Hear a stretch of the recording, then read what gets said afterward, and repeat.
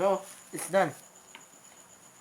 The 5 pieces of crust. And let us cook or toast the bread to make it crunchy. First, let us heat the pan. Then while waiting, we'll drizzle some oil when we will put the bread in the pan. Then let's sprinkle it with some olive oil. Then, after when it is already hot, put the bread.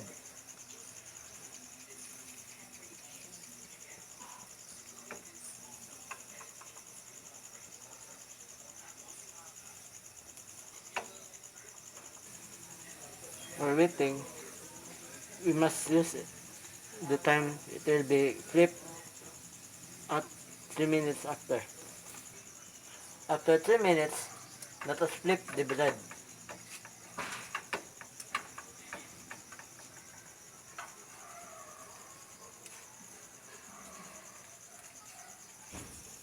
Here, that is already flipped. Then, add the garlic.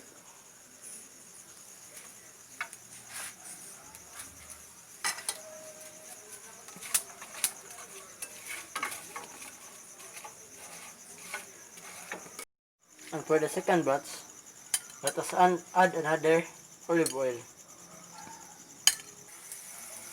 Then, add more garlic so that the taste will be, it will be more fragrant. Then, put the bread for the second batch.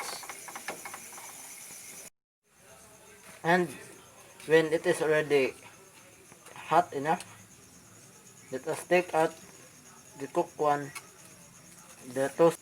The other, let us remove the already toasted bread. Here's the bread that we toasted earlier. That is going to be sandwiched with spread so that it will be a, we will make it as a bruschetta with tuna spread. Here is the tuna spread that we will spread over the toasted bread that we toasted earlier. In putting the tuna spread, and let us put tuna spread spoonful into the toasted bread. And we'll use spreader. And I also prepare with the others too.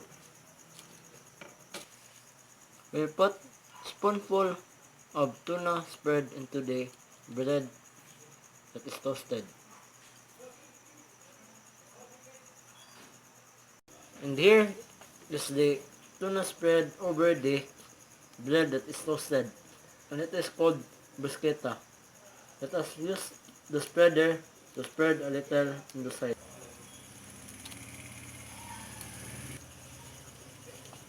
Spread it evenly. And this is the finished product of my bruschetta with tuna spread recipe. The tuna bruschetta. I'm excited to taste your homemade. Is this bruschetta? Yes, ma'am. Let me taste it. Crunchy. It's crunchy and the spread is very creamy. This is delicious.